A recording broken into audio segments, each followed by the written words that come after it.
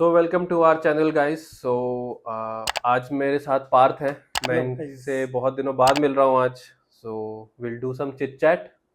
हाँ यार, बहुत दिन बाद हम लोग मिल रहे हैं। आप सिंगापुर से भी घूम के आ गए और हाँ, मनाली वनाली भी घूम के आ गए। बहुत मज़ा लेकिन आया। यार मेरे को एक जो चीज सबसे अच्छी लगी, हम्म। आपने कुछ ड्रोन लेके आए हो यार। आपके इंस्टाग्राम पेज वगैरह पे मैं देख रहा था। हम्म। क्या है ये, बताओ इसके बारे में जरा। सो ये DJI का मिनी 4 प्रो है विद RC2 रिमोट। अच्छा, नॉर्मल ड्रोन है, इसमें कोई कॉम्बो वाला नहीं है। तो ये कहाँ से लिया आपने? ये मैंने सिंगापुर में DJI के स्टोर से लिया।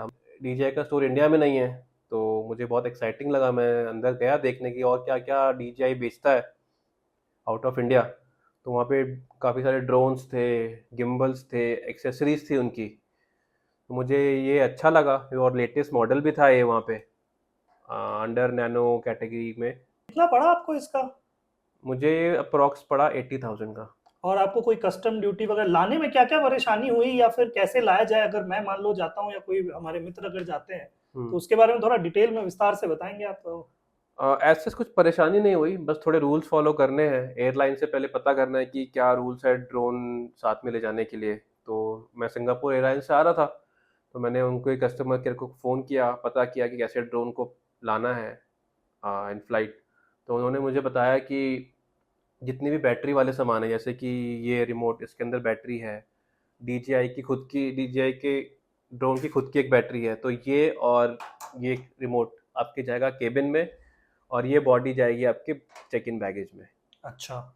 और अगर आप बाहर निकल रहे हैं, कस्टम्स वगैरह इसके बारे में पूछते हैं, तो उससे कैसे बचा जाए या हाँ, उससे तो कैसे निकला सबसे जाए? पहले जैसे ही आप सिंगापुर में ड्रोन या किसी भी कंट्री से ड्रोन खरीद रहे हैं, तो आपको उसका पहले पैकेज फेंकना है। पैकेजिंग जितनी भी है सब फेंक देनी है, सारे स्टिकर्स निकाल देने हैं। बस आपको अपने साथ ये बैटरी, ये ड्रोन, ये रिमोट और इसके साथ एक्स्ट्रा प्रोपेलर्स मिलते हैं और स्क्रू ड्राइवर मिलता है, वो आपको रखना है। स्क्रू ड्राइवर, प्रोपेलर्स और ये ड्रोन की बॉडी आपकी जाएगी बैगेज में। बैटरी और रिमोट जाएगा आपके केबिन में। तो बट ऐसा करके मतलब मुझे समझा नहीं, आपने ऐसा क्यों किया? क्योंकि उनको कस्टम को लगना नहीं चाहिए कि ये मैं एकदम नया खरीद के ला रहा हूँ बाहर से। ओके। अगर उनको शक हुआ या उनको पता चला कि मैं बाहर से ला रहा हूँ किसी भी रीज़न के लिए, या मेरा पर्सनल है जो भी है, तो ड्यूटी देनी पड़ेगी मुझे। कितनी ड्यूटी रहती है ऑलमोस्ट अंदाजन? अप्रोक्सीमेटली 30% के आसपास रहती है duty. Which is quite lot. Yes yes. Yes, 80,000 पे। ओके। बाई चांस आपको कस्टम ने पकड़ लिया, तो आप बोलना है कि ये मेरा खुद का पर्सनल ड्रोन है, मैं यूज़ करता हूँ। क्योंकि हम्म। आपने ऑलरेडी स्टिकर निकाल दिए हैं, पैकेजिंग सारी फेंक हम्म। दी है, तो इतना कुछ। अच्छा, तो बेसिकली आप अपने पर्सनल यूज के लिए आप लेके हम्म। गए थे और वापस लेके आ रहे हो, ऐसा? हाँ, ऐसा ऐसा लगना करना है? चाहिए। एग्जैक्टली, अच्छा। यस यस अच्छा। यस। अच्छा। मुझे एक चीज और बताइए, ये अभी जैसे हम लेके आ गए, हमने रजिस्टर कर दिया। अब नेक्स्ट स्टेप्स, मान लो जैसे आप मनाली में गए थे, काफी प्यारे हम्म प्यारे वीडियोस आपने डाले हैं सुधाकर। हम्म। तो इसको यूज करने का कोई रेगुलेशंस है? कुछ एक हाइट तक जानी चाहिए या नहीं जानी चाहिए? कुछ जोन्स वगैरह क्या कैसे हैं, हम्म। उसके बारे में थोड़ा बताइए। हाँ, तो सिंस डीजे से ये सब ऑपरेट करता है, रेगुलेट करता है drones and flying objects, so DGCA ने एक जोन्स में बांटा है पूरे इंडिया के मैप को। तो 3 जोन्स हैं हमारे पास: ग्रीन, रेड, ब्लू, रेड और येलो। ओके। रेड जोन आपके एयरपोर्ट के आसपास के एरिया में 5 किलोमीटर्स के रेडियस में होते हैं। उसके बाद येलो जोन आता है जिसमें आप कुछ सर्टेन हाइट तक ही उड़ा पाओगे। उसके बाद ब्लू जोन है जहाँ पे आपको थोड़े बहुत लिमिटेशन होते हैं, बट आप अच्छे से उड़ा सकते हो। अच्छा, सो अभी जैसे मतलब not every time you will have map and everything, right? So अगर मान लो मैं कहीं ड्रोन लेके जा रहा हूँ, तो मुझे कैसे पता चलेगा ये रेड जोन में आ गया हूँ मैं, या ब्लू जोन में, या ग्रीन जोन में? मैप आपको रिमोट में भी आ जाएगा, और अगर आपके पास नॉर्मल रिमोट भी है तो आपके फ़ोन में भी मैप में आ जाएगा। अगर आप गलती से भी ब्लू जोन से येलो और येलो से रेड में चले जाते हैं, तो आपका ड्रोन अपने आप लैंड हो जाएगा वहाँ पे। अच्छा। ओके।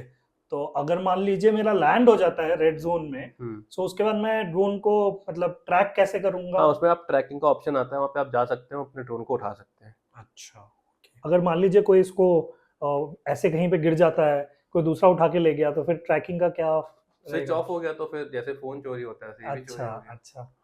ओके। तो इसमें कोई मतलब स्विच ऑफ करने का कुछ लॉक वॉक नहीं रहता है? नहीं, ऐसा कुछ लोग नहीं है। ऐसा कोई लॉक नहीं है, तो अपना ध्यान रखिए गाइस। इन टर्म्स ऑफ अगर आप ऐसा कुछ ले रहे हैं, तो कि आप जोन्स का आइडेंटिफिकेशन करके रखें, and you should not go ahead of the zone wherein it is not allowed to, right? So आपको हम्म। पहले से ये सब प्रैक्टिस, ये सब अपडेट रहना चाहिए, हाँ क्या जोन में किधर हाँ। पे अपन को आना है। सो गाइज, ड्रोन्स के बारे में तो काफ़ी कुछ हमें पता चल गया है, बट मुझे लगता है कि हमें ये कंटिन्यूटी में रखनी चाहिए ये डिस्कशन। हाँ ये चिटचैट अच्छी हो गई, मुझे भी काफ़ी इंटरेस्टिंग लग रहा है। मैं भी अपनी वाइफ से बोलने वाला हूँ कि एक ड्रोन तो बनता है। और क्या, बिल्कुल।